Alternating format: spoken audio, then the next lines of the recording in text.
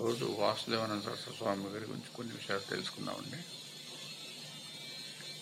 దత్తప్రభు వీరిని ఉజ్జయిని నగరమందలి శ్రీమద్ పరమహంస శ్రీ నారాయణానంద సరస్వతి స్వామివారి వద్ద కరదండం గ్రహించమని చెప్పారు.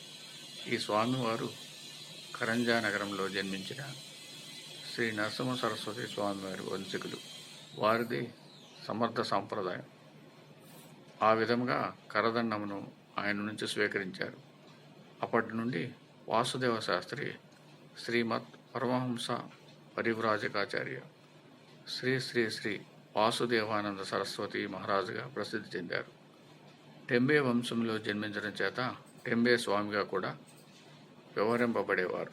అప్పటి నుండి ఆ సేతు హిమాచల పర్యంతం ముమ్మూరు పాదయాత్రతో పర్యటిస్తూ వివిధ ప్రాంతములలో 24 చాతుర్మాస దీక్షలు నిర్వహించారు. అప్పుడు వారి ద్వారా ప్రకటమైన అద్భుత మహిమ, శ్రీ గురు చరిత్ర, ఇతర గ్రంథ రచనలు, బోధలు ఆయన దత్తాత్రేయ అవతారమని నిర్ధారిస్తాయి. ఒకసారి మహారాజ్ కాశీ కాలినడకన పోవచ్చు దారి తప్పిరి. అన్నియు గుట్టలు, అడవి మకాము చేయుటకు కనుచూపు మేరలో గ్రామం యొక్క జాడలేదు. అప్పుడు దత్తప్రభువు ఒక బోయబాలుడుగా వచ్చి, నీవు కాశీకి పోవుచుంటివా?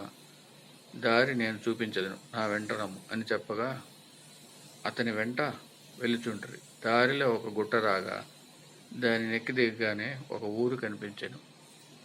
ఆ బాలుడు ఆయనతో ఆ గ్రామంలో విశ్రమించి అక్కడి నుండి సులభముగా కాశీ పోవచ్చునని చెప్పి అదృశ్యుడైన. ఎవరికైనా ఆ గ్రామం చేరుటకు 3 రోజులు పట్టును. అలాంటిది 1.5 గంటలు కాలంలోనే మహారాజ్ చేరినట్లు తెలుసుకొని ఆ గ్రామస్తులు అది దత్తలీల అని ఆనందించారు. బ్రహ్మవర్తంలో చాతుర్మాసము నిర్వహించినప్పుడు మహారాజ్ 3500 శ్లోకములతో ఋగ్వేదమును అనుసరించి దత్తపురాణము సంస్కృతంలో రచించిరి. ఒకసారి బదరి యాత్రకు హిమాలయంలో వెళ్తుండగా దారిలో ఒక పెద్ద మంచుగడ్డ దారి కడ్డముగా పడి ఉండుచే ఆగిపోయిరి. ఆ మంచుగడ్డపై నుండి 2 వ్యక్తులు దిగివచ్చి, ఇటు దారి లేదు, చాలా ప్రమాదం, వెనుకకు మరలి పొమ్మండ్రి. నారాయణ దర్శనము చేసుకొనకుండా వెనుదిరిగే ప్రసక్తి లేదని మహారాజ్ చెప్పిరి. అది విని వారు అదృశ్యులేరి. వీరు ఎవరై ఉందురా అని మహారాజ్ ఆలోచన చేయగానే నరనారాయణ మహారుషులు అల్లంత దూరంలో దర్శనమిచ్చి అంతర్ధానమైరి. మధ్యప్రదేశ్లోని ఇండోర్ దగ్గర గల పేట్లాడ్ అనే గ్రామంలో చాతుర్మాస దీక్ష మహారాజ్ నిర్వహించారు. అక్కడ దత్తలీలామృత సింధువు అనే గ్రంథమును 1000 ఓవిలతో ప్రాంతీయ భాషలో రచించారు.